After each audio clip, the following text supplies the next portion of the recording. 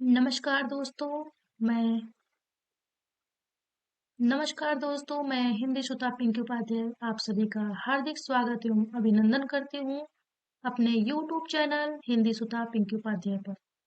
दोस्तों, आज मैं हिंदी साहित्य का इतिहास इससे जुड़े हुए प्रतियोगी परीक्षाओं में TGT, PGT, NVS, KVS, assistant professor, GIC जितने परीक्षाएं प्रतियोगी परीक्षाएं हुई हैं उनसे संबंधित जितने प्रश्न आए हैं हिंदी साहित्य का इतिहास से उन सभी प्रश्नों का एक विश्लेषण रूप में देखेंगे, वो भी ट्रिक के माध्यम से आपको सारी रचनाएं याद कराते भी चलेंगे और कौन कौन सा प्रश्न किस किस सन पूछा गया है, कौन कौन सी रचनाएं जो साहित्यिक ग्रंथ हैं, जो रचनाएं हैं वो जो पूछी गई हैं उनका हम विस्तृत और विश्लेषण के साथ में अध्ययन करेंगे।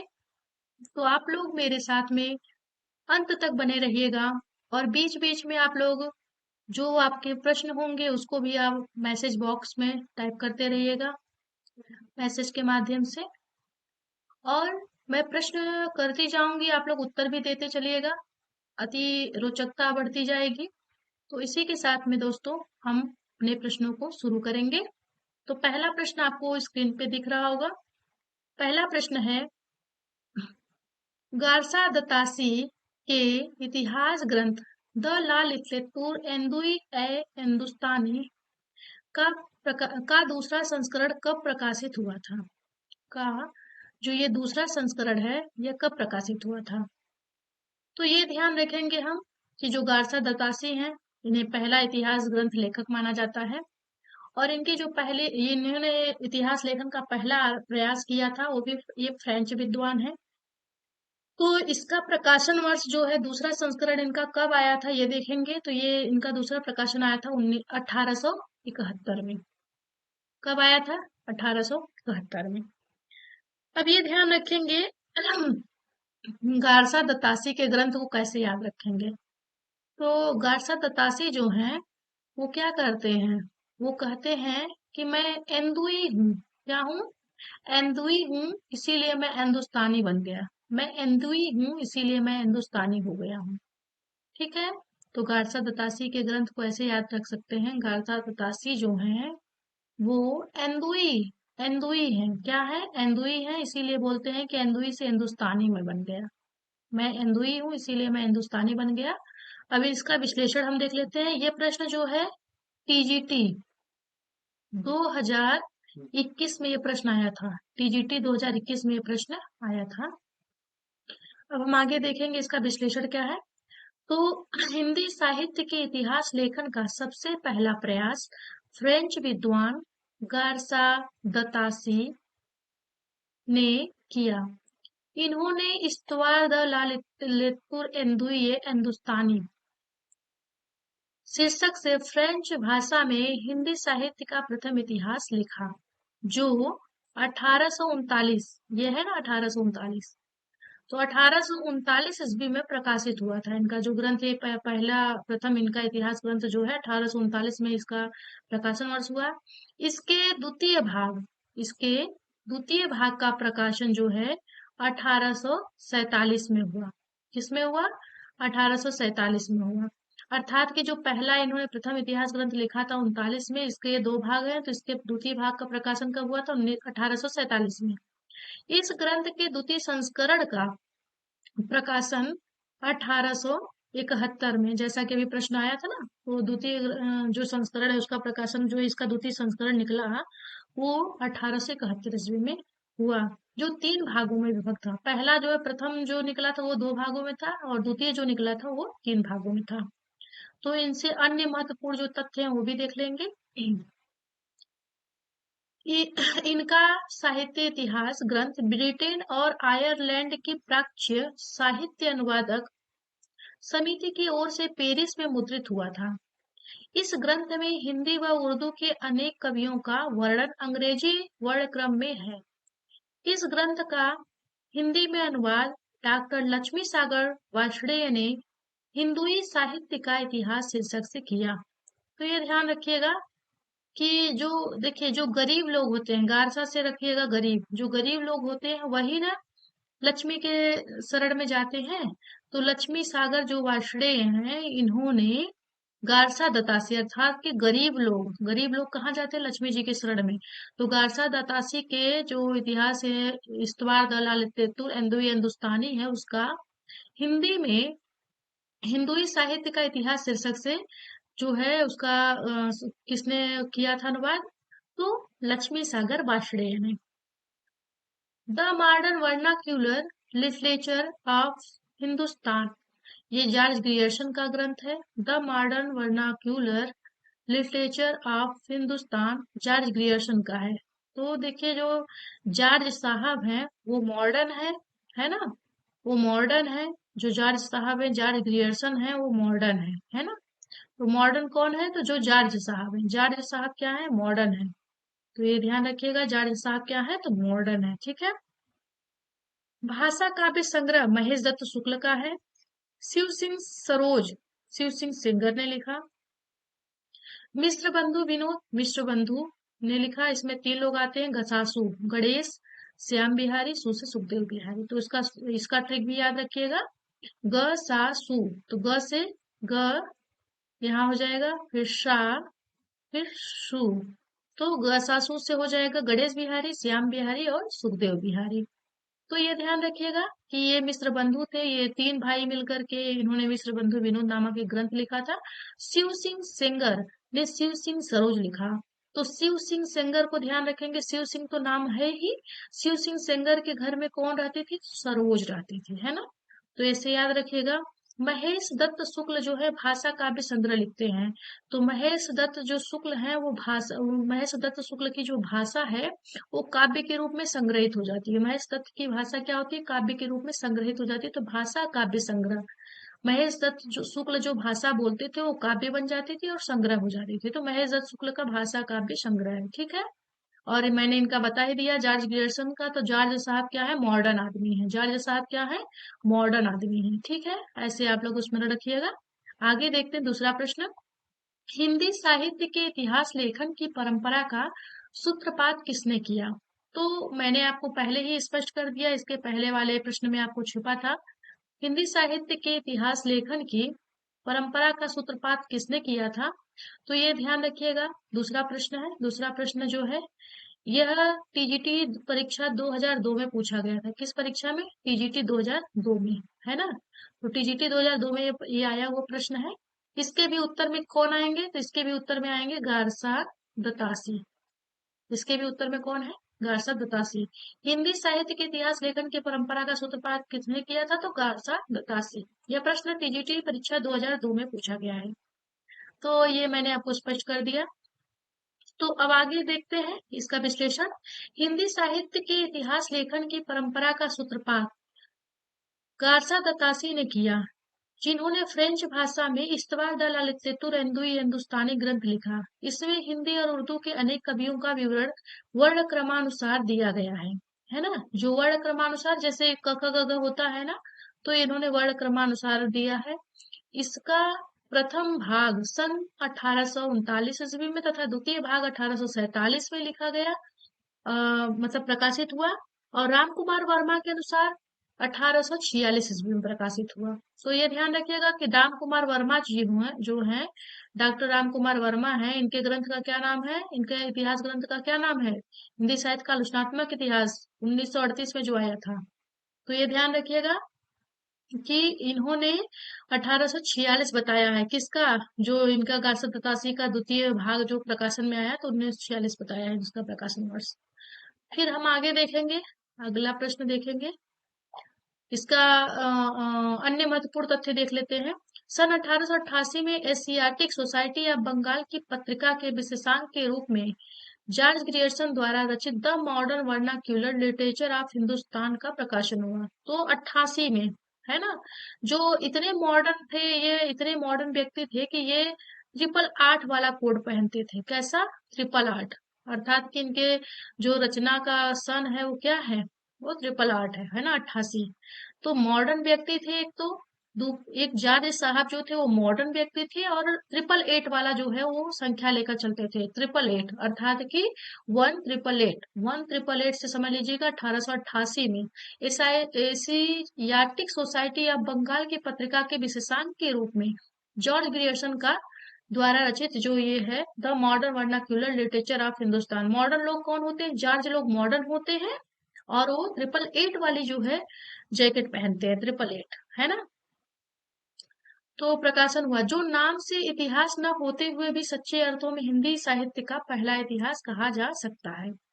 इसमें लेखक ने कवियों और लेखकों का काल क्रमानुसार वर्गीकरण करते हुए उनकी प्रवृत्तियों को स्पष्ट भी करने का प्रयास किया है।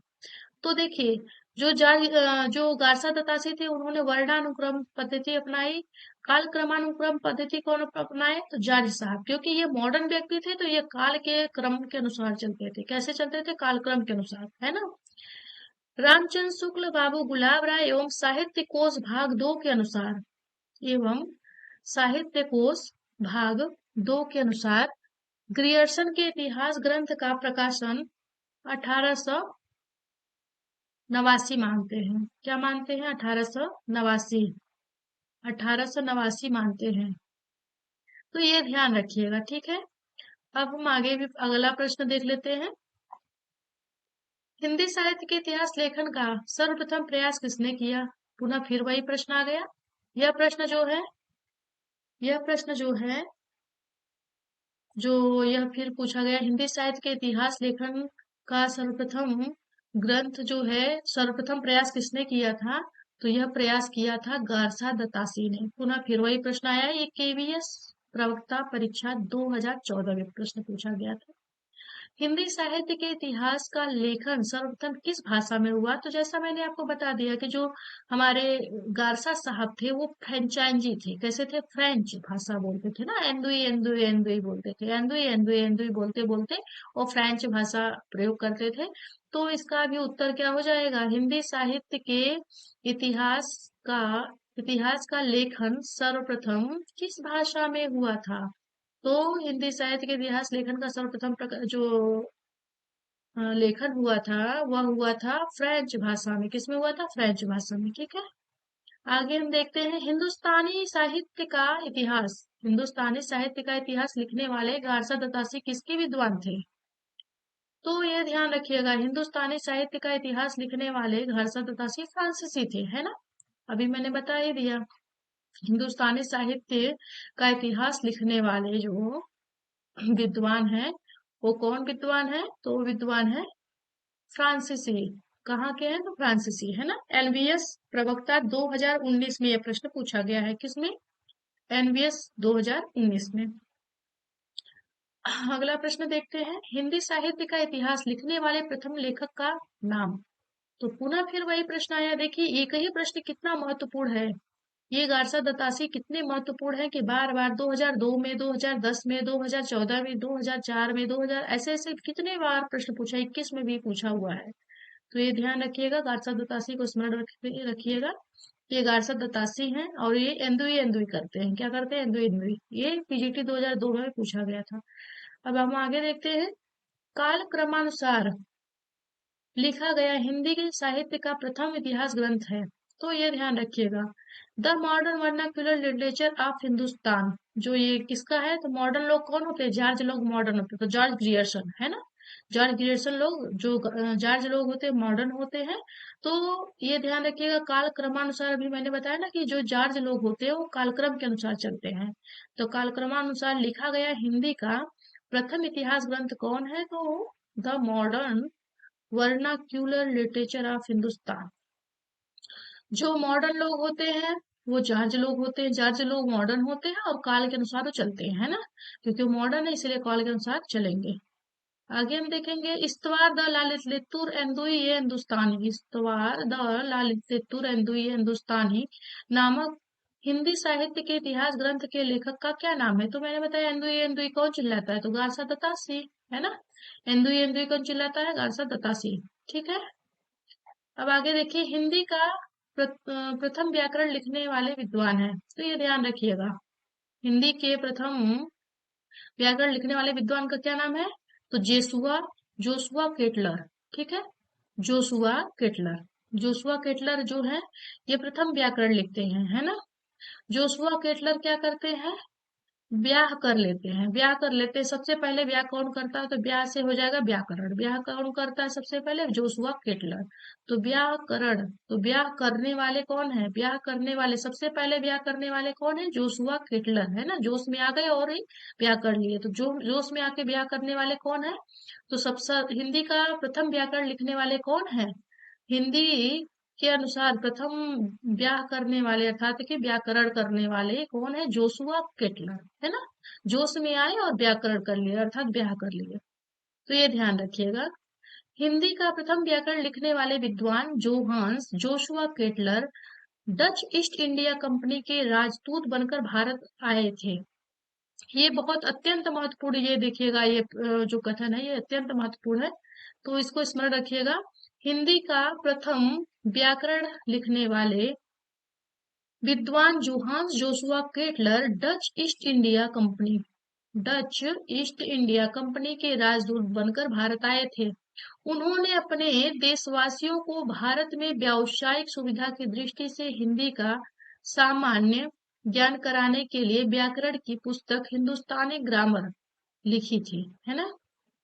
तो उन्होंने क्या किया था, सामान्य ज्ञान कराने के लिए व्याकरण की पुस्तक हिंदुस्तानी ग्रामर लिखी थी, जो सन 1715 के आसपास प्रकाशित हुई थी। इस ग्रामर की रचना डच भाषा में है, किस भाषा में है, डच भाषा में की गई थी।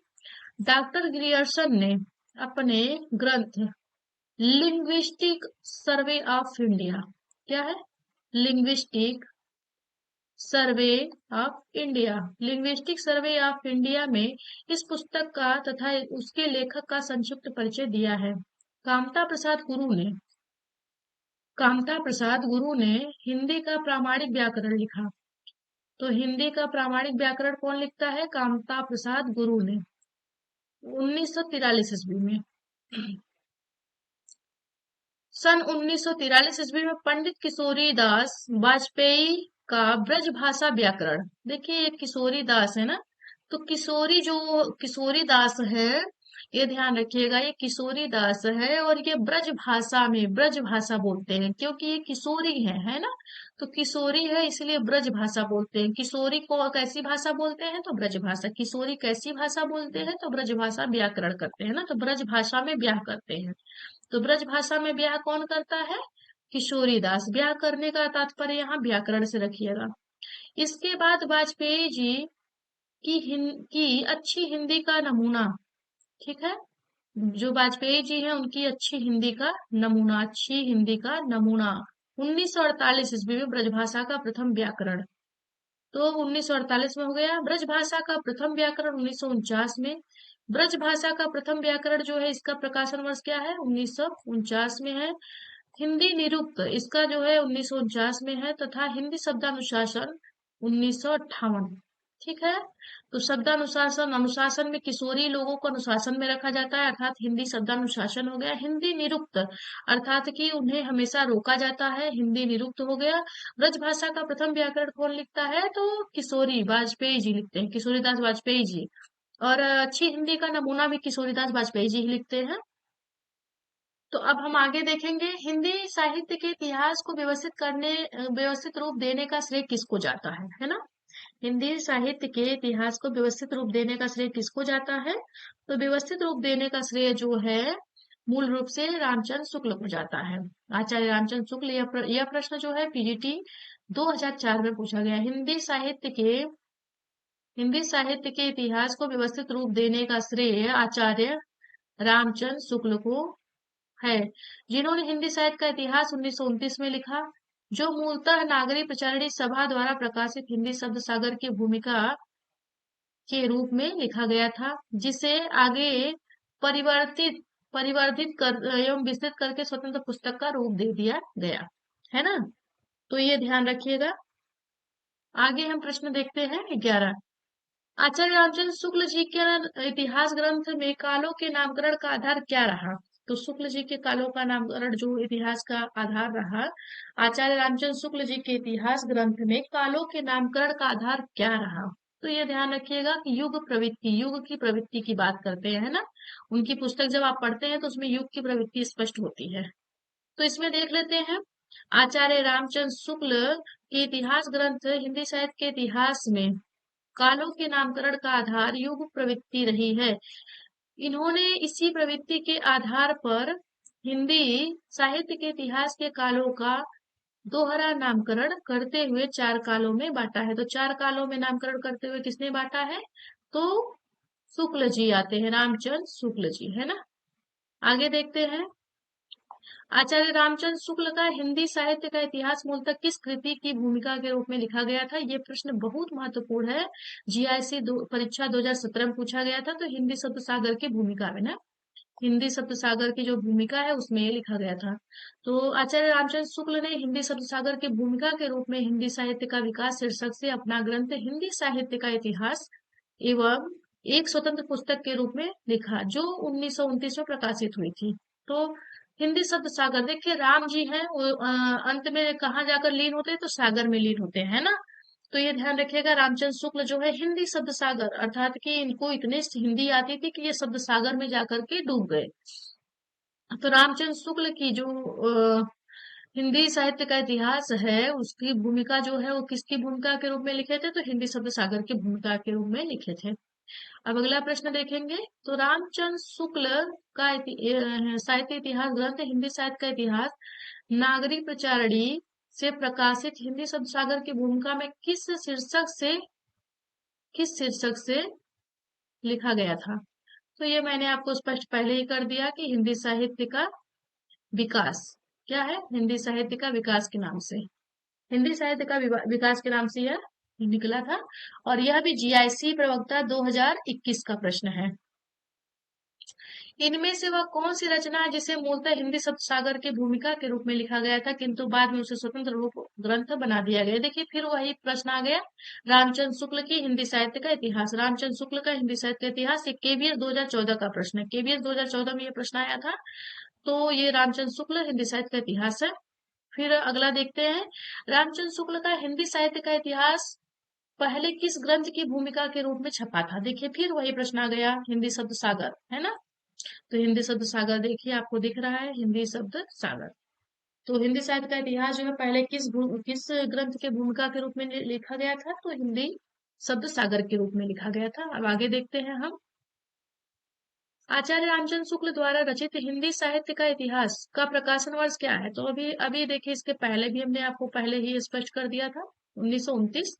पीजीटी 2015 में आया था, दिल्ली केंद्रीय विद्यालय केबीएस डीएसएसबी में है। तो ये देखिए दिल्ली केंद्रीय विद्यालय जो है उसमें पीजीटी में पूछा गया है 2015 में। अब आगे देखते हैं प्रश्न, इतिहास लेखन की सबसे विकसित पद्धति है। तो इतिहास लेखन की सबसे विकसित पद्धति क्या है? विधेयवादी पद्धति, है ना। इतिहास लेखन की सबसे विकसित पद्धति क्या है? तो विधेयवादी है। इतिहास लेखन की सबसे विकसित पद्धति विधेयवादी पद्धति है। आचार्य रामचंद्र शुक्ल ने अपने हिंदी साहित्य इतिहास ग्रंथ की इसी पद्धति पर लिखा है, अर्थात कि जो उनका ग्रंथ है, इतिहास ग्रंथ जो है उसको इसी पद्धति पर लिखा है, विधेयवादी पद्धति पर। इस पद्धति में युगीन प्रवृत्तियों और कालक्रम का वैज्ञानिक निरूपण किया गया है। ध्यान रखिएगा, युगीन प्रवृत्तियों का कालक्रम का वैज्ञानिक प्रवृत्तियों और कालक्रम का वैज्ञानिक निरूपण किसमें किया गया था? तो जो विधेयवादी पद्धति उसमें। शिव सिंह सरोज का प्रकाशन वर्ष आ गया। देखिए मैंने आपको बताया था ना, शिव सिंह सरोज, ठीक है, शिव सिंह सरोज आ गए। तो शिव सिंह सरोज जी जो हैं, इनका जो प्रकाशन वर्ष पूछा है कि इनका प्रकाशन वर्ष क्या है, तो इसमें जो जितने विकल्प है इसमें से कोई विकल्प सही नहीं है। ये केवीएस 2018 में पूछा गया है। इसका जो प्रकाशन वर्ष है 1883 है। देखिए नीचे देखिए विवेचन में मिल जाएगा आपको। शिव सिंह सरोज का रचना काल 1883 में, है ना। तो सरोज जो है वो कितने साल की है? 83 साल की है। शिव सिंह सेंगर ने शिव सिंह सरोज नाम से हिंदी भाषा का इतिहास ग्रंथ रचा। इसमें 838 लगभग 1000 भाषा कवियों का जीवन चरित्र तथा उनकी कविताओं के उदाहरण दिए गए हैं, अतः प्रश्न विकल्प में कोई भी उत्तर सही नहीं है। जो इतना जितना उत्तर दिया गया है इसमें आपने देखा उसमें कोई भी सही नहीं है। सही क्या है? 1883। ठीक है, आगे देखते हैं हम। आंग्ल भाषा में लिखा गया हिंदी साहित्य का इतिहास, स्केच ऑफ हिंदी लिटरेचर के लेखक कौन है? तो देखिएगा, जो ग्रिप्स है, ग्रिप्स को आप समझ लीजिए ग्रीव, जो पहले आता था ना, जिनीफ बोलते थे।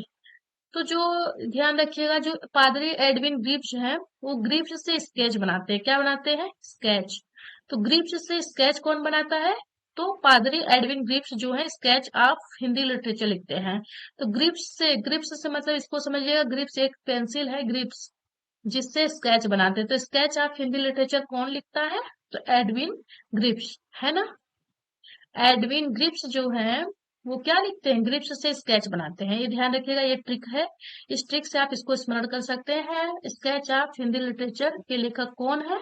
तो पादरी एडविन ग्रिप्स, पादरी एडविन ग्रिप्स है। ये 2000 में पूछा गया पीजीटी परीक्षा, है ना। आंग्ल भाषा में लिखा गया हिंदी का इतिहास, स्केच ऑफ हिंदी लिटरेचर के लेखक पादरी एडविन ग्रिप्स है। पादरी F.E.K द्वारा, देखिए F.E.K, है ना, F.E.K के द्वारा, ध्यान रखिएगा। ई से देखिएगा, यहाँ पे आप ऐसे भी समझ सकते हैं, यफ से F.E.K, है ना। तो जो F.E.K है वो क्या करते हैं? वो हिस्ट्री लिखते हैं। F.K history, F.K history, F.K history, F.E.K history, है ना। F.E.K हिस्ट्री लिखते हैं। और जो ग्रिप जो है वो स्केच बनाते हैं। तो इस याद रखिएगा, दोनों में से एक को भी स्मरण रखेंगे तो आपका एक अपने आप ही स्पष्ट हो जाएगा। तो जो F.E.K है ना, F.E.K, तो F.E.K जो है वो ए हिस्ट्री, आप ऐसे भी याद रख सकते हैं। यफ है ना, ए पहले आ रहा है, देखिए ए हिस्ट्री ऑफ हिंदी लिटरेचर, है ना। तो ए से इनका ग्रंथ भी शुरू हो रहा है। और F.E.K है, एफ में ए, एफ है, तो ए से a history of Hindi literature F.E.K के द्वारा लिखा गया है। The modern vernacular literature of Hindustan, तो मैंने बता दिया मॉडर्न कौन है। मॉडर्न लोग जॉर्ज ग्रियर्सन, अर्थात जो जॉर्ज लोग होते हैं मॉडर्न होते हैं, है ना। ये ग्रंथ देखिए इसमें दिया हुआ है। अब आगे आइए, ए स्केच ऑफ हिंदी लिटरेचर, तो देखिए ए से आ गया ना, ए स्केच ऑफ हिंदी लिटरेचर। तो स्केच कौन बनाता है? तो स्केच ग्रिप्स से बनता है। किससे बनता है? ग्रिप्स से। ध्यान रखिएगा, स्केच किससे बनता है? स्केच से क्या बनाते हैं? ग्रिप्स बनाते हैं ना। ग्रिप्स से क्या बनाते हैं? स्केच। तो पादरी एडविन ग्रिप्स जो है स्केच बनाते हैं। उत्तर प्रदेश 5वीं, ये 50वीं जो है असिस्टेंट प्रोफेसर परीक्षा 2021 का है ना। ये असिस्टेंट प्रोफेसर वाली परीक्षा में पूछा गया था। अब आगे हम देखते हैं, ग्रियर्सन कृत, ग्रियर्सन कृत the modern vernacular literature of Hindustan का हिंदी अनुवाद किसने किया? तो मैंने बता दिया, अभी आपको मैंने बताया था कि जो the modern vernacular literature of Hindustan का जो है, मॉडर्न लोग कौन होते हैं? तो जॉर्ज लोग मॉडर्न होते हैं, है ना। लेकिन ध्यान रखिएगा, जो मॉडर्न होते हैं उन्हीं के साथ किशोरियां रहना पसंद करती हैं। जो किशोरी लड़कियां होती हैं वो जो मॉडर्न लोग होते हैं उन्हीं के साथ रहना पसंद करती हैं। तो मॉडर्न से किशोरी को जोड़ लीजिएगा, है ना। क्योंकि जज साहब मॉडर्न है तो वो किशोरी को ही पसंद करेंगे। किसको पसंद करेंगे? किशोरी को पसंद करेंगे। मॉडर्न है तो किशोरी को पसंद करेंगे। तो यहाँ पे किशोरी लाल गुप्त हो जाएंगे, डॉक्टर किशोरी लाल गुप्त। जॉर्ज ग्रियर्सन द्वारा रचित the modern vernacular literature of Hindustan का हिंदी अनुवाद डॉक्टर किशोरी लाल गुप्त ने हिंदी साहित्य का प्रथम इतिहास नाम से किया था। हिंदी साहित्य का प्रथम इतिहास नाम से किया था। तो ध्यान रखिएगा, जॉर्ज साहब मॉडर्न है और मॉडर्न लोग किशोरी को पसंद करते हैं, ठीक है। अन्य महत्वपूर्ण तथ्य में देख लेते हैं। तो किशोरी लाल गुप्त का जन्म वर्ष 1916 में भदोही उत्तर प्रदेश में हुआ था। यह पंडित विश्वनाथ प्रसाद मिश्र के प्रमुख शिष्यों में से एक थे। तो जो किशोरी जी हैं इनका जन्म भदोही में हुआ है और पंडित विश्वनाथ प्रसाद मिश्र के ये शिष्यों में एक थे। ये ध्यान रखिएगा। गुप्त जी को विंध्य गौरव से सम्मानित किया गया था। जो विंध्य गौरव एक पुरस्कार है उससे सम्मानित किया गया था। गुप्त जी की कृति हिंदी साहित्य का प्रथम इतिहास जो है हिंदी प्रचारक संस्थान वाराणसी से प्रकाशित हुई थी, ठीक है।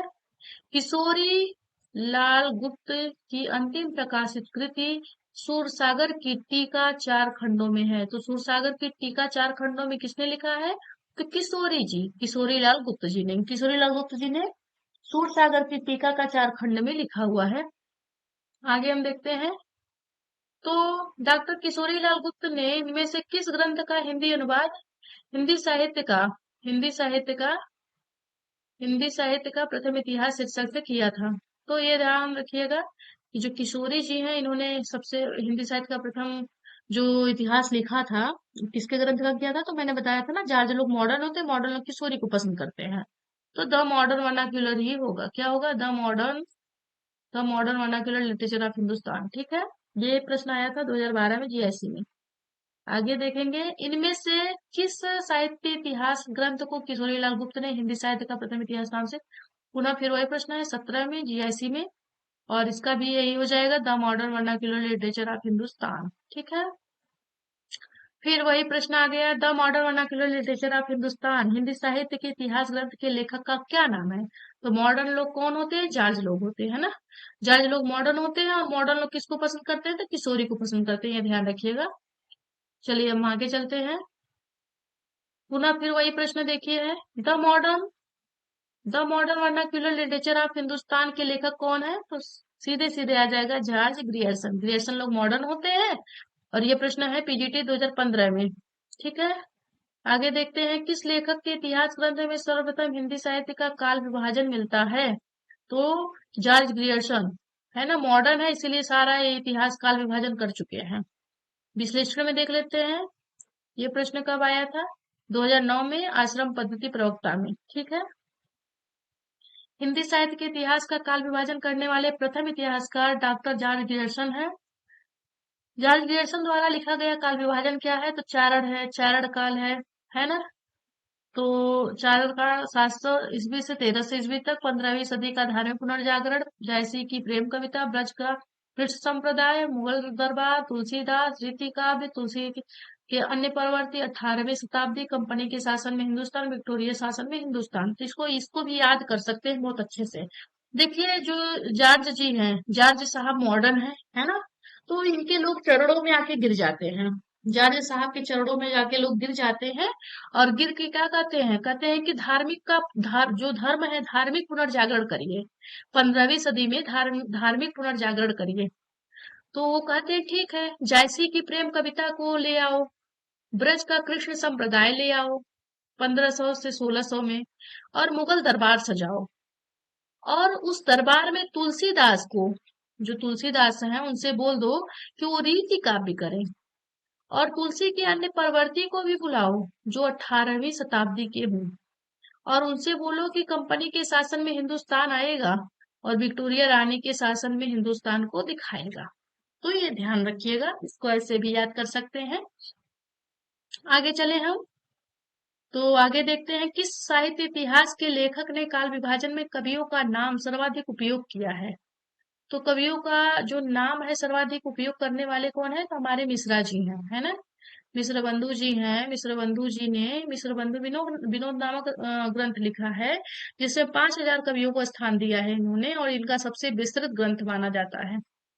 तो इनका विश्लेषण देख लेते हैं, ये भी 2012 में परीक्षा में आश्रम पद्धति प्रवक्ता में पूछा गया है। हिंदी साहित्य इतिहास की परंपरा में मिश्र बंधुओं ने अपनी एक रीति मिश्र बंधु विनोद में लगभग 5000 कवियों को स्थान दिया, जिसे 8 से भी अधिक काल खंडों में विभक्त किया गया है। इस प्रकार मिश्र बंधुओं ने काल विभाजन में कवियों के नाम का सर्वाधिक उपयोग किया।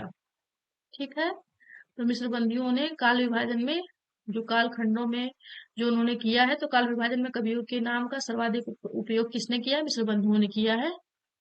मिश्र बंधु से और शिव सिंह सेंगर से ही तो शुक्ल जी ने ग्रंथों को लिया हुआ है, अपने जो हिंदी साहित्य का इतिहास लिखे हैं, तो इसको भी स्मरण रखिएगा। आगे हम देखते हैं, किस इतिहास लेखक ने अपने इतिहास ग्रंथ में लगभग 5000 कवियों का विवरण दिया है? देखिए, वही प्रश्न पुनः फिर आ गया।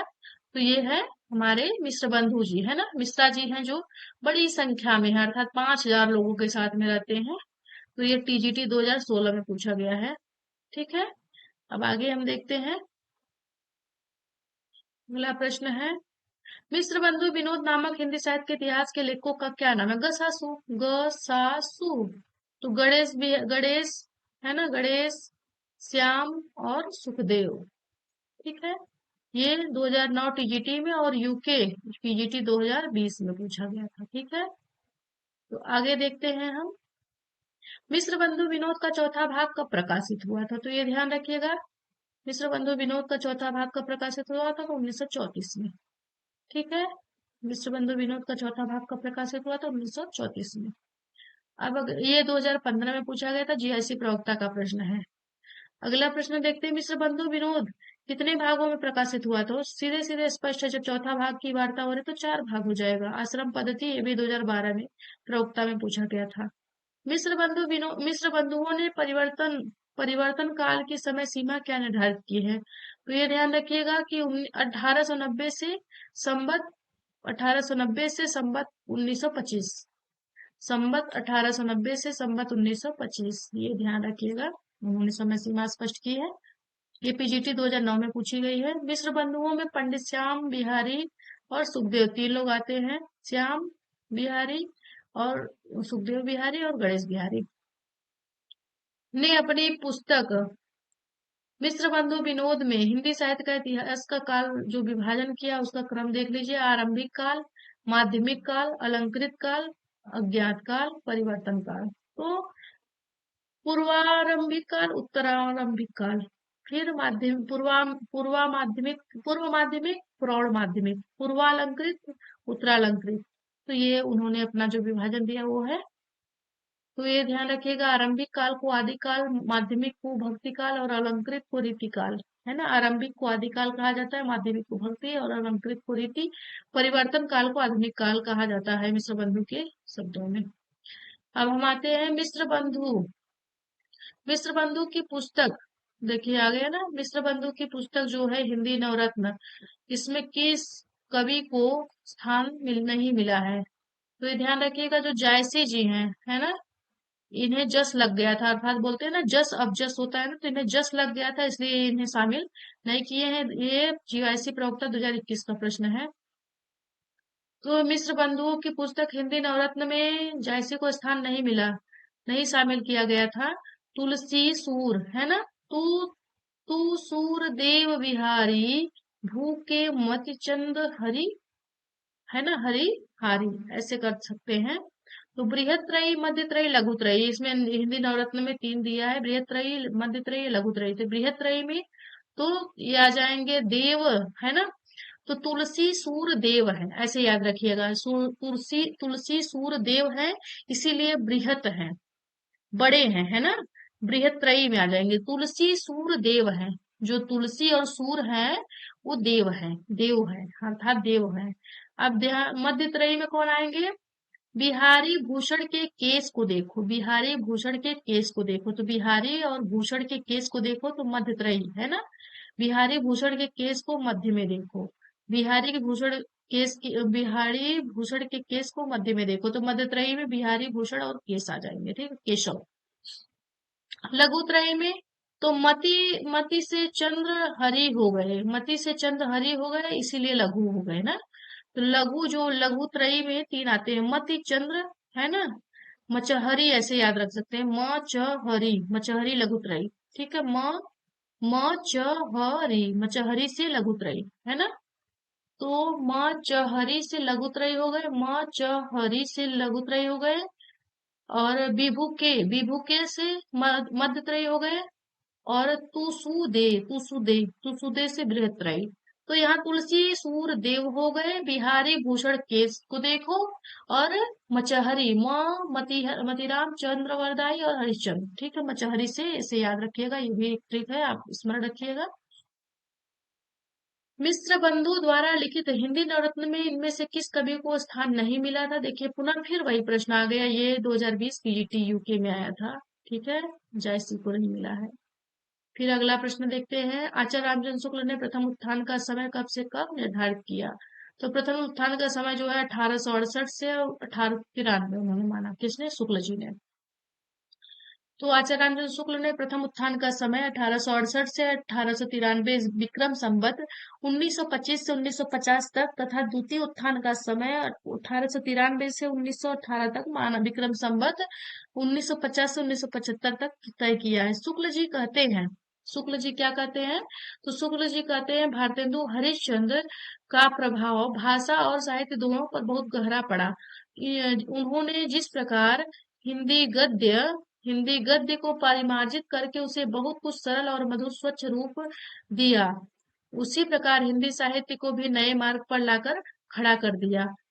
उनके भाषा संस्कार की महत्ता को सब लोगों ने मुक्त कंठ से स्वीकार किया और वे वर्तमान हिंदी गद्य के प्रवर्तक माने गए। तो भारतेंदु को वर्तमान हिंदी गद्य का प्रवर्तक कौन मानता है?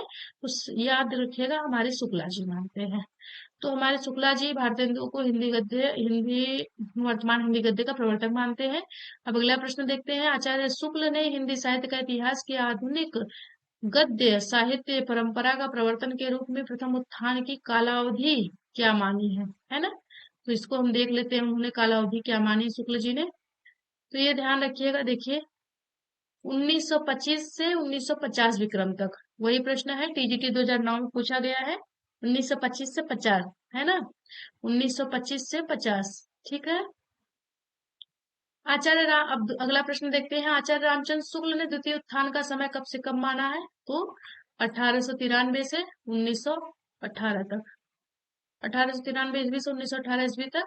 और ये प्रश्न पीजीटी 2013 में पूछा गया है, तो ध्यान रखिएगा। आचार्य रामचंद्र शुक्ल ने हिंदी साहित्य का आरंभ कब से माना है? तो ये ध्यान रखिएगा, इन्होंने विक्रम संवत 1050 से माना है। कितने से माना है? 1050 से, ठीक है। 1050 विक्रम संवत। केबीएस प्रवक्ता 2018 में भी पूछा गया है। अब ये देख लेते हैं इन्होंने क्या एक्सप्लेनेशन दिया है। आचार्य रामचंद्र शुक्ल ने हिंदी साहित्य का आरंभ विक्रम संवत 1050 से माना है। हिंदी साहित्य के 900 वर्ष के इतिहास को 4 भागों में बांटते हुए आचार्य रामचंद्र शुक्ल ने उसका नामकरण किया, जिसका विवरण निम्नलिखित है। आदि, पूर्व, उत्तर, आधुनिक, है ना। आदि पूर्व, आदि काल को उन्होंने वीरगाथा काल कहा है, 1050 से 1375। विक्रम संवत 1050 से, क्योंकि शुक्ल हमेशा संवत में ही बांटे हैं, तो विक्रम संवत 1050 से 1375 हो गया आदिकाल। पूर्व मध्यकाल भक्ति काल को कहते हैं, विक्रम संवत 1375 से 1700, 1375 से 1700 हो गया। उत्तर मध्यकाल रीति काल को कहते हैं, विक्रम संवत 1700 से 1900। और आधुनिक काल जो है, आधुनिक काल कहते हैं वो गद्य काल को, विक्रम संवत 1900 से 1984। तो ये ध्यान रखिएगा। आगे देखते हैं। विक्रम संवत 1050 से 1375 काल अवधि में लिखे गए हिंदी साहित्य का वीर गाथा काल के रूप में नामकरण किसने किया था? तो केवीएस 2014 में यह प्रश्न पूछा गया है, तो ये किया था शुक्ल जी ने, ठीक है। यहाँ भी शुक्ला जी है।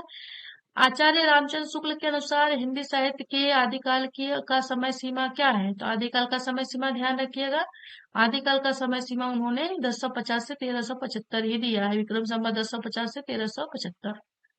आगे हम देखते हैं। तो हिंदी साहित्य की भूमिका के लेखक कौन है? तो सीधे सीधे हमारे हजारी जी आ जाएंगे, हजारी प्रसाद द्विवेदी, जिनका जन्म 1907 में हुआ है। तो ये ध्यान रखिएगा, हजारी प्रसाद द्विवेदी जी भूमिका बनाते हैं, है ना। ये हजारों हजारों भूमिका बनाते हैं। तो हिंदी साहित्य की भूमिका कौन लिखता है? तो हिंदी साहित्य की भूमिका आचार्य हजारी प्रसाद द्विवेदी लिखते हैं। ये साहित्य ऐतिहासिक ग्रंथ है, इन्होंने हिंदी साहित्य का आदिकाल जो है और हिंदी साहित्य का उद्भव और विकास नामक ऐतिहासिक ग्रंथ लिखा है। ये पीजीटी डीएसएसबी पीजीटी 2021 का प्रश्न है। आगे हम देखते हैं साहित्य का इतिहास दर्शन, ठीक है। साहित्य का इतिहास दर्शन हो गया। भाषा काव्य संग्रह, हिंदी भाषा और साहित्य, हिंदी भाषा और साहित्य का विकास, ये इसको हमें मिलाना है। तो इतिहास दर्शन देखिए, ध्यान रखिएगा। नलिन बिलोचन शर्मा, तो लोचन, लोचन से हो गया आंख, तो जो नलिन बिलोचन शर्मा है, इन्होंने क्या लिखा? इन्होंने दर्शन किया। तो हिंदी साहित्य का इतिहास दर्शन किसने किया? तो लोचन ने, अर्थात कि नलिन बिलोचन शर्मा, ठीक है। तो नलिन बिलोचन शर्मा ने दर्शन किया, क्या किया? इतिहास दर्शन किया। नलिन बिलोचन शर्मा ने इतिहास दर्शन किया, ठीक है, ध्यान रखिएगा। नलिन बिलोचन शर्मा ने इतिहास दर्शन किया। भाषा काव्य संग्रह, तो महेश दत्त शुक्ल हैं, इन्होंने भाषा का काव्य संग्रह किया। हिंदी भाषा और साहित्य, ये ध्यान रखिएगा, हिंदी भाषा और साहित्य। तो ये ध्यान रखिएगा, हिंदी भाषा और साहित्य का विकास, हिंदी भाषा और साहित्य का विकास।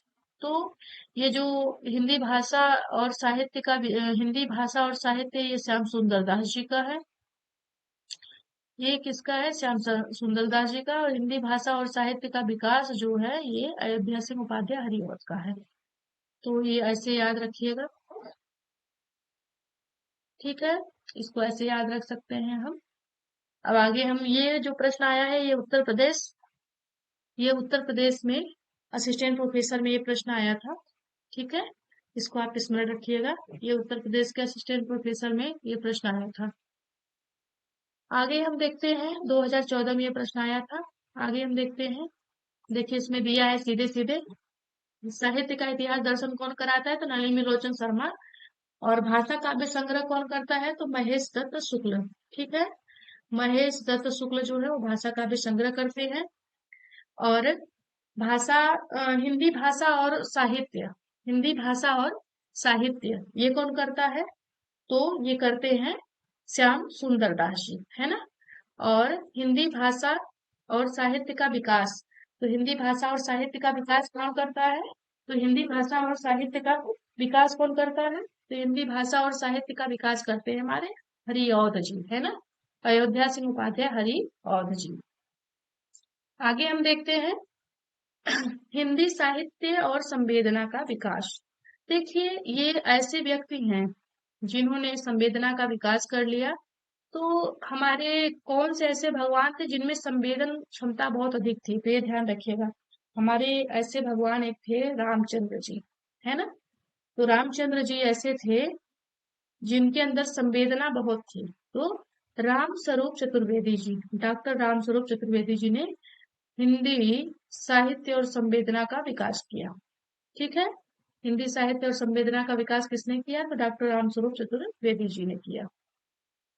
ये 2020 में ये प्रश्न आया था यूके पीजीटी में। अब हम आगे देखेंगे, तो हिंदी साहित्य, देखिए यहाँ इसका विश्लेषण दिया हुआ है। हिंदी साहित्य और संवेदना का विकास 1986 ईस्वी में प्रकाशित डॉक्टर राम स्वरूप चतुर्वेदी की साहित्य इतिहास रचना है, साहित्य ऐतिहासिक रचना है, ठीक है। आगे हम देखते हैं, तो हिंदी भाषा का इतिहास दर्शन, अभी मैंने हिंदी भाषा का नहीं, हिंदी साहित्य का इतिहास दर्शन, भाषा का तो अभी मैंने नहीं बताया। हिंदी भाषा का मैंने वो बताया था, काव्य वृत्त संग्रह बताया था। तो हिंदी साहित्य का इतिहास दर्शन नामक ग्रंथ के लेखक कौन है? तो ये ध्यान रखिएगा कि इसके लेखक हैं नलिन विलोचन शर्मा, डॉक्टर नलिन विलोचन शर्मा। हिंदी साहित्य का इतिहास दर्शन, तो इतिहास दर्शन कौन करता है? नलिन विलोचन शर्मा। जिसके पास लोचन होगा वही ना दर्शन करेगा। तो हिंदी साहित्य का इतिहास दर्शन नलिन विलोचन शर्मा, ठीक है। तो ये हो जाएगा साहित्य का इतिहास दर्शन, हिंदी साहित्य नहीं होगा, यहाँ सिर्फ साहित्य का इतिहास दर्शन होगा। यहाँ हिंदी लगा दिया है तो इसको आप लोग देख लीजिएगा, हिंदी नहीं होगा, बस साहित्य का इतिहास दर्शन नलिन विलोचन शर्मा का है। और ये प्रश्न जो है उत्तर प्रदेश, है ना, उत्तर प्रदेश में असिस्टेंट प्रोफेसर के भर्ती में ये प्रश्न में पूछा गया है, जो प्रश्न उत्तर आया था उसका 2019 का है ये। हिंदी साहित्य का हिंदी साहित्य का इतिहास दर्शन नामक पुस्तक किसने नहीं लिखा है? साहित्य का इतिहास दर्शन नामक पुस्तक किसने लिखा है? तो वो नलिन विलोचन शर्मा ने लिखा है। और इसी कारण इस परीक्षा का जो मूल्यांकन है, इसको इस प्रश्न को आयोग ने बाहर कर दिया था, है ना। अब आगे आते हैं अगले प्रश्न की तरफ। नागरी पिछाड़ी सभा की स्थापना कब हुई थी? तो 1893 में, 1893 में हुई थी। और ये पीजीटी 2013 में पूछा गया है। कब पूछा गया? पीजीटी 2013 में। अब देखते हैं इसका विश्लेषण क्या है। काशी नागरी प्रचारणी सभा में, सभा की स्थापना 1893 ईस्वी में श्याम सुंदर दास, राम नारायण मिश्र तथा ठाकुर शिव कुमार सिंह जी ने की थी, ठीक है। तो इसको कैसे याद रखेंगे? ध्यान रखिएगा, ये तीन लोग हैं, श्याम नारायण, ठीक है। तो श्याम सुंदर है, राम नारायण है और शिव कुमार सिंह। तो याद रखिएगा कि श्याम जो है, श्याम राम हो गए और राम शिव बन गए। श्याम राम बने तो राम शिव हो गए, श्याम राम बने तो राम शिव हो गए ना। श्याम जब राम नारायण बने, श्याम सुंदर जब राम नारायण बने, तो वो श्याम सुंदर और राम नारायण मिलके शिव की पूजा करते हैं। श्याम सुंदर और राम नारायण मिलके शिव की पूजा करते हैं। श्याम सुंदर और राम नारायण मिलके शिव की पूजा करते हैं। श्याम सुंदर और राम नारायण मिलके क्या करते हैं? शिव की पूजा करते हैं। इसे ध्यान रखिएगा, 3 लोग मिल जाएंगे। और जो इसका स्थापना वर्ष है वो क्या है? 1893। 1893 में नागरी प्रचारणी सभा, ये जो नागरी और प्रचारणी सभा है, हिंदी भाषा और साहित्य तथा देवनागरी लिपि की उन्नति एवं प्रचार प्रसार करने वाली भारत की अग्रणी संस्था है। हिंदी साहित्य के नियमन, जो हिंदी साहित्य के नियमन है, नियंत्रण और संचालन में इस सभा का महत्वपूर्ण स्थान है। यही से हिंदी शब्द सागर की भूमिका में लिखे है ना शुक्ल जी, यहीं से हिंदी शब्द सागर का प्रकाशन किया गया। ठीक है। इस शब्दकोश के संपादक श्याम सुंदर दास थे। जो हिंदी शब्द सागर, इसके संपादक कौन है? तो श्याम सुंदर दास थे। नागरी प्रचारित सभा के संस्थापकों में कौन नहीं है? तो सीधे सीधे ध्यान रखिएगा, रामचंद्र वर्मा, है ना। सीधा सीधा प्रश्न है, रामचंद्र वर्मा नहीं है। ये प्रश्न 2012 में आया है जीआईसी प्रवक्ता में। ठीक है। काशी नागरी प्रचारित सभा की स्थापना कब हुई? तो सीधे सीधे जान लीजिए, ये 93 में, 1893 में। ये भी टीजीटी पुनर्परीक्षा 2004 में पूछा गया है। नागरिक प्रचारित सभा की स्थापना हुई थी तो 1893 में। फिर ये प्रश्न आया 2003 पीजीटी में पूछा गया है। आगे देखते हैं, हिंदी शब्द सागर का प्रकाशन किस संस्था ने किया? तो नागरिक प्रचारणी ने किया, है ना। अभी मैंने ऊपर स्पष्ट कर दिया, नागरिक प्रचारणी ने हिंदी शब्द सागर की का प्रकाशन किया था। हिंदी शब्द सागर, देखिए यहाँ विश्लेषण भी है। हिंदी शब्द सागर का प्रकाशन नागरिक प्रचारित सभा से हुआ। इस ग्रंथ की भूमिका आचार्य रामचंद्र शुक्ल ने लिखी थी। आगे देखें हम, हिंदी साहित्य का बृहद इतिहास, इस ग्रंथ का प्रकाशन किया गया, कहाँ से किया गया था? तो ये भी नागरिक प्रचारिणी सभा से, काशी से, है ना। नागरिक प्रचारिणी सभा काशी से। हिंदी साहित्य का बृहद इतिहास, ये यूके पीजीटी 2020 में पूछा गया है। विश्लेषण देख लेते हैं। काशी नागरिक प्रचारिणी सभा 1893 ईस्वी की ओर से हिंदी साहित्य का बृहद इतिहास 17 खंडों या भागों में प्रकाशित करने की योजना बनी, किंतु इसके 16 खंड ही प्रकाशित हुए। कितने खंड प्रकाशित हुए? 16 खंड। तो हिंदी साहित्य का बृहद इतिहास में देख लेते हैं क्या है। तो प्रथम भाग जो है हिंदी साहित्य की पीठिका, डॉक्टर राजबली पांडे का है। पीठ दिखाकर राजबली पांडे ही बैठते हैं, तो हिंदी साहित्य की पीठिका राजबली पांडे का है। द्वितीय भाग में देखते हैं, हिंदी साहित्य का विकास, डॉक्टर धीरेन्द्र वर्मा। तो धीरेन्द्र वर्मा धीरे धीरे विकास करते हैं। हिंदी हिंदी भाषा का विकास जो है धीरेन्द्र वर्मा करते हैं। तो हिंदी भाषा का विकास धीरे धीरे कौन करता है? धीरेन्द्र वर्मा करते हैं। तृतीय भाग में देखते हैं, हिंदी साहित्य का उदय और विकास, हजारी प्रसाद द्विवेदी। उद्भव और विकास है यहाँ। ठीक है, हिंदी भाषा का उद्भव और विकास है हजारी प्रसाद द्विवेदी। तीसरा देखते हैं, चौथा आ गया तो भक्ति काल और निर्गुण भक्ति। तो जो परशुराम है ना, वो परशुराम जो है वो पहले भक्ति करते हैं, भक्ति काल में जीते हैं, फिर निर्गुण भक्ति करते हैं। तो परशुराम चतुर्वेदी पहले भक्ति करते हैं, फिर निर्गुण भक्ति में जीते हैं। फिर भक्ति काल और सगुण भक्ति चंद्रबली। तो चंद्रबली जो है वो पहले वो भक्ति करते हैं, फिर सगुण भक्ति में जीते हैं। जैसे परशुराम पहले भक्ति करते हैं, निर्गुण में जीते, वैसे चंद्रबली पहले भक्ति करते हैं, फिर सगुण में जीते हैं। अब हम आते हैं श्रृंगार काल। तो षष्टम भाग में श्रृंगार काल रीतिबद्ध डॉक्टर नगेंद्र लिखे हैं। आगे देखते हैं हम, सप्तम में क्या है? श्रृंगार काल रीति मुक्त। तो विश्वनाथ जो है वो रीतियों से मुक्त है। विश्वनाथ जो है, आचार्य विश्वनाथ जो है वो रीतियों से मुक्त है। आचार्य विश्वनाथ जो है वो रीतियों से मुक्त है। तो ये ध्यान रखिएगा, श्रृंगार काल और रीतिकाल हो गया, रीति मुक्त हो गया। अष्टम भाग में हिंदी साहित्य का अभ्युत्थान भारतेंदु का, डॉक्टर विनय मोहन शर्मा। ठीक है। तो हिंदी साहित्य का अभ्युत्थान भारतेंदु काल, डॉक्टर विनय मोहन शर्मा। आगे देखते हैं हम, तो नवम भाग में हिंदी साहित्य का परिष्कार द्विवेदी काल डॉक्टर रामकुमार वर्मा। हिंदी साहित्य का परिष्कार द्विवेदी काल डॉक्टर रामकुमार वर्मा। दसम में हो गया हिंदी साहित्य का उत्कर्ष काल काव्य। हिंदी साहित्य का उत्कर्ष काल काव्य नंदुलारे वाजपेयी। एकादश में देखते हैं 11वें में हिंदी साहित्य का उत्कर्ष काल नाटक जगदीश चंद्र माथुर।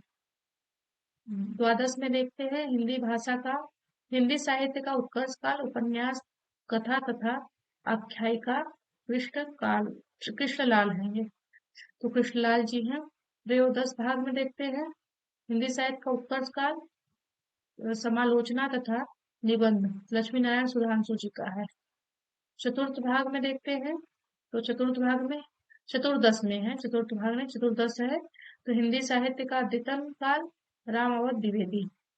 अद्यतन में कौन जीते हैं तो जो अवध के हैं राम अवध है वो अद्यतन में जीते हैं। पंचादश भाग हिंदी शास्त्र तथा विज्ञान डॉक्टर विश्वनाथ प्रसाद का है।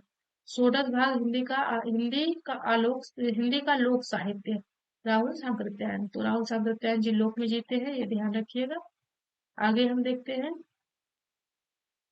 फोर्ट विलियम कॉलेज की स्थापना किस वर्ष में हुई थी, तो ये ध्यान रखिएगा फोर्ट विलियम कॉलेज की स्थापना किस वर्ष हुई थी। उत्तर क्या है 1800 ईस्वी में। ठीक है, ये 2004 में टीजीटी में पूछा गया था। लॉर्ड वेलेजली ने जॉन गिलक्रास्ट की अध्यक्षता में ओरिएंटल सेमिनरी की स्थापना की।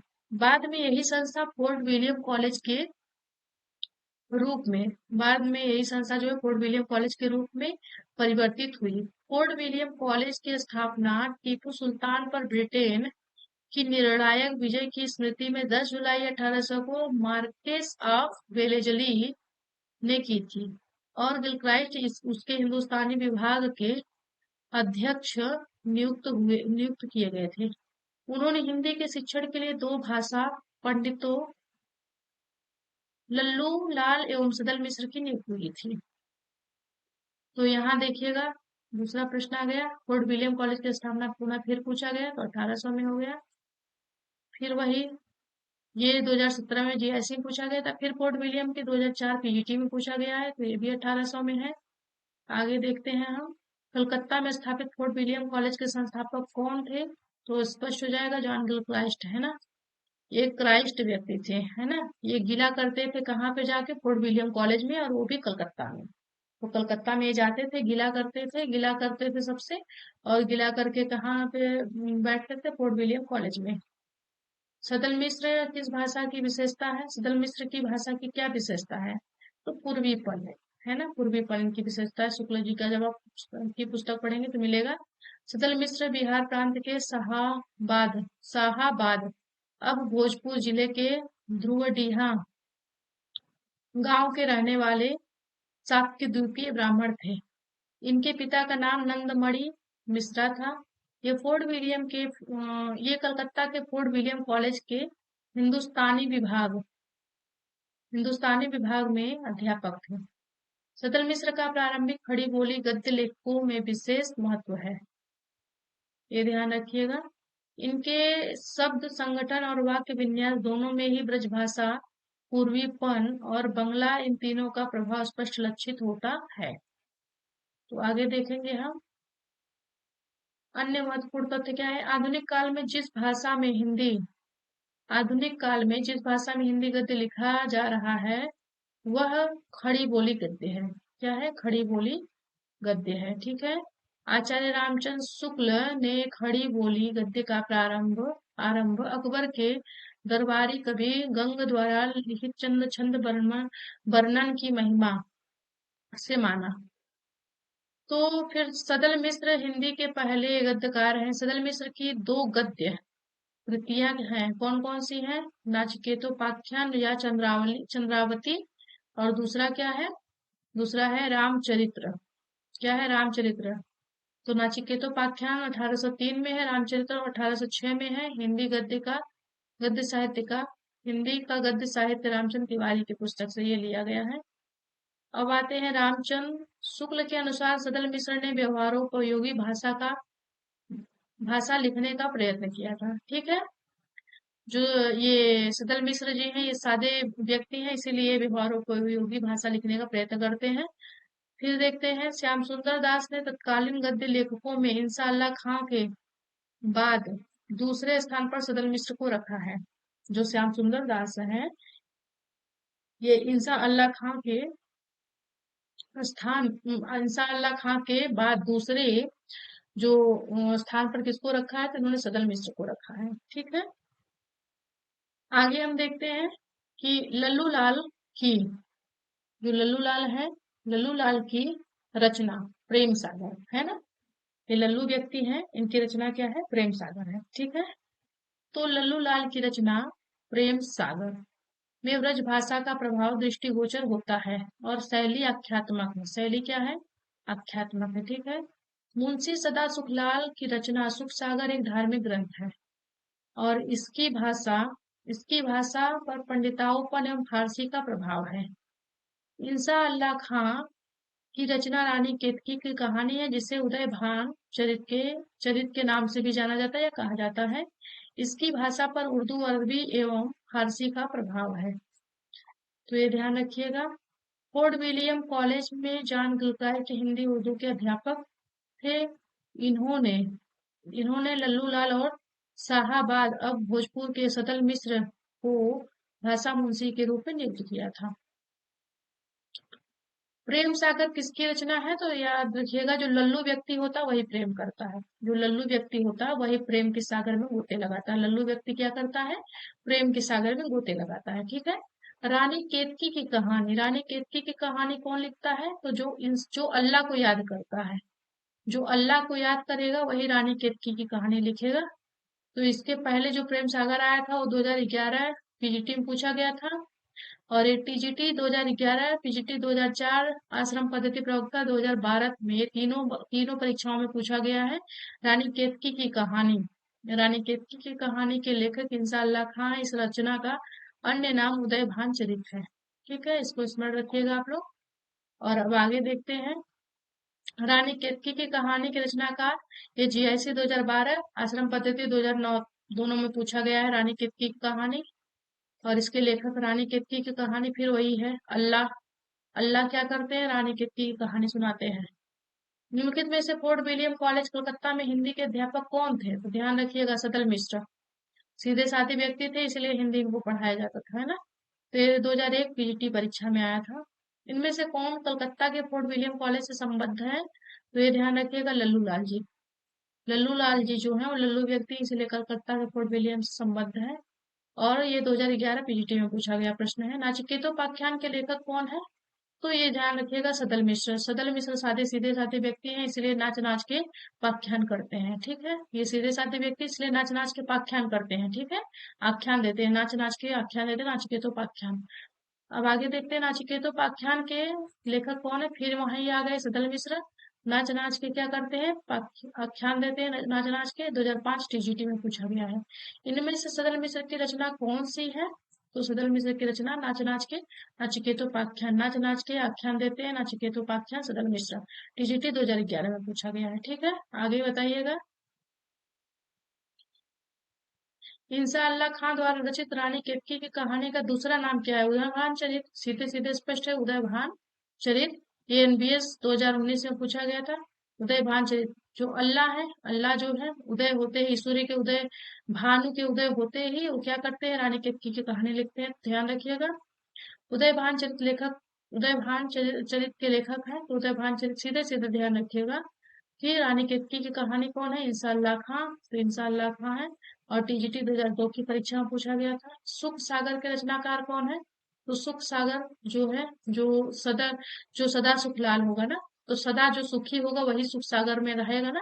सुख के सागर में कौन रहेगा, जो सदा सुख रहेगा, तो सदा सुख लाल 2009 में पूछा गया टीजीटी में। ठीक है, आगे देखिएगा, सुख सागर का विषय है, सुख सागर का जो है विषय क्या है, तो विष्णु पुराण के उपदेशात्मक प्रसंग पर ये लिखा गया है। विष्णु पुराण के उपदेशात्मक प्रसंग पर, ये दिल्ली केंद्रीय विद्यालय पीईटी 2015 में पूछा गया है। ठीक है, तो ये ध्यान रखिएगा। डॉक्टर नगेंद्र अपनी संपादित पुस्तक हिंदी साहित्य का इतिहास में लिखते हैं कि मुंशी सदा सुखलाल निसार या नियाज जिनके नाम से सुख सागर शीर्षक ग्रंथ का उल्लेख प्रायः सभी इतिहास पुस्तकों में किया जाता है। सुख सागर शीर्षक हिंदी ग्रंथ के रचयिता नहीं है। शीर्षक किसी ग्रंथ के रचयिता नहीं है, अपितु सुख सागर इनका उपनाम था। विष्णु पुराण या भागवत का मुंशी जी ने पद्यानुवाद किया है। इनकी अन्य दो गतिविधियां अवश्य प्राप्त हैं। सुरासुर निर्णय, निबंधात्मक रचना, सज्जन दुर्जन का विवेचन और वार्तिक बाबा दयालु दास के ध्रुपदों का भाष्य है। ठीक है, ये ध्यान रखिएगा। लल्लू लाल जी का सर्वाधिक प्रसिद्ध ग्रंथ क्या है? तो प्रेम सागर। मैंने कहा ना, जो लल्लू व्यक्ति होगा प्रेम करेगा, तो ये 2015 पीजीटी में पूछा गया है। ठीक है, याद रखिएगा इसको। आगे देखते हैं इसका विश्लेषण क्या है। उपयुक्त सभी ग्रंथ लल्लू लाल जी द्वारा रचित हैं, जिसमें सर्वाधिक प्रसिद्धि प्रेम सागर को मिली है। इनके ग्रंथ अन्य ग्रंथों में सभा विलास, राजनीति सभा विलास, लाल चंद्रिका, माधव विलास तथा ब्रज भाषा व्याकरण है। उर्दू को यामिनी कहने का श्रेय किसको जाता है? ध्यान रखिएगा, बहुत बार पूछा गया उर्दू को यामिनी कौन कहेगा? तो यामिनी जो लल्लू व्यक्ति होगा वही कहेगा। लल्लू व्यक्ति होगा तो वही कहेगा, है ना।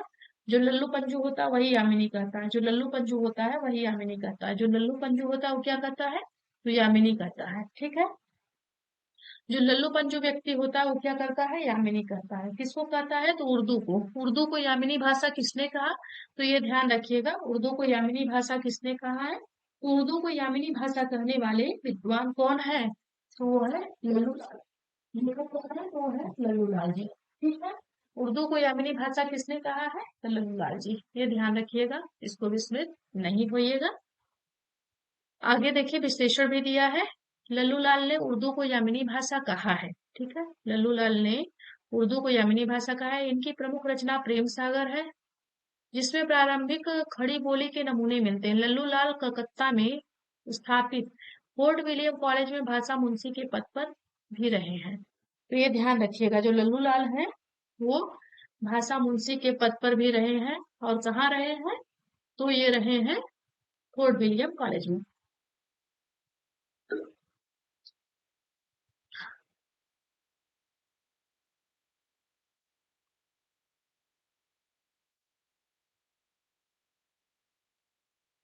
भाषा योग वशिष्ठ के लेखक कौन है? भाषा योग वशिष्ठ।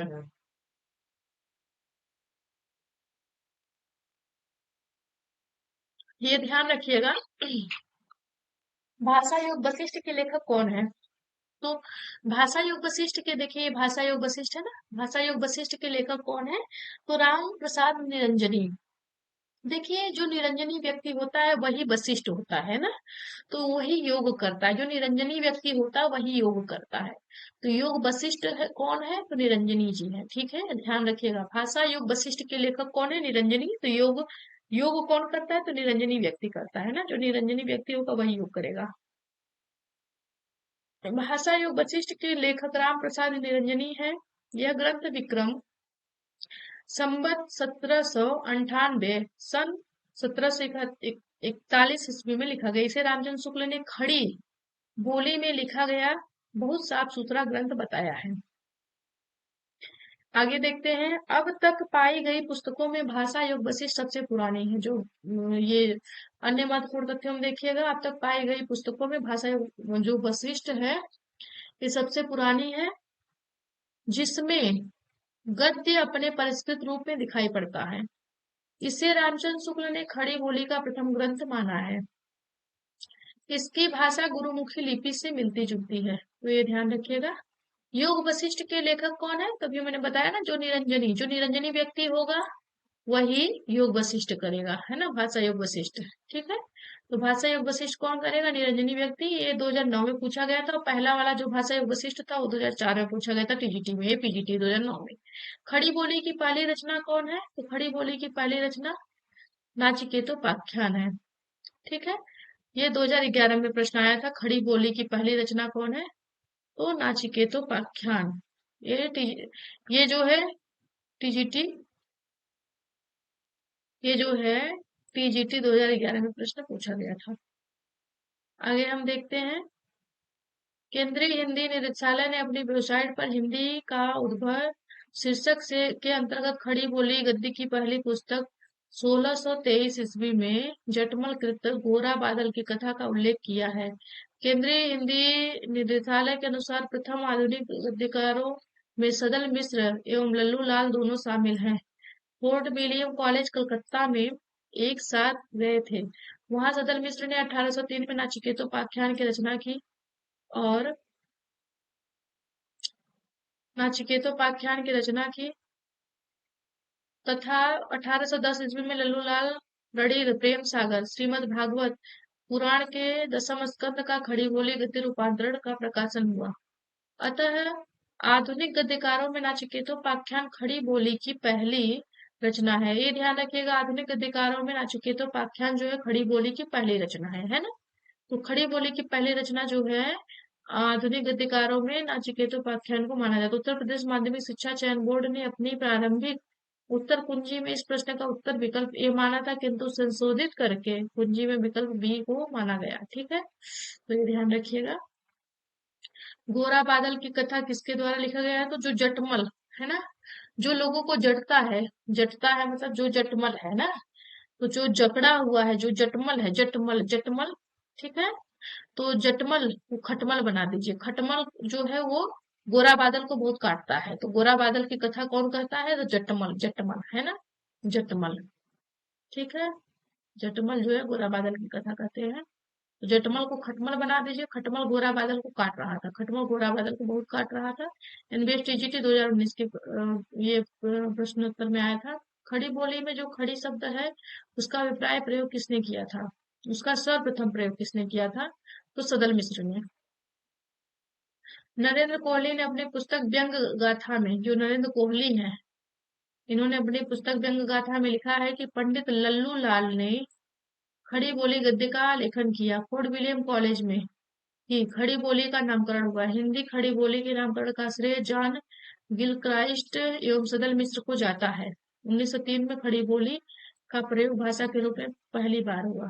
ठीक है, खड़ी बोली का पहला प्रयोग, जो खड़ी बोली है इसका पहला प्रयोग किसके द्वारा किया गया? तो फिर पुनः आ जाएगा जॉन गिलक्राइस्ट, है ना, जीएससी 2012 में। और ऊपर वाला 2014 में प्रश्न था, 2014 में पूछा गया था उत्तर। अब देखिएगा प्रश्न क्या है। आधुनिक हिंदी साहित्य के इतिहास में राजा द्वय के नाम से विख्यात दो रचनाकार है।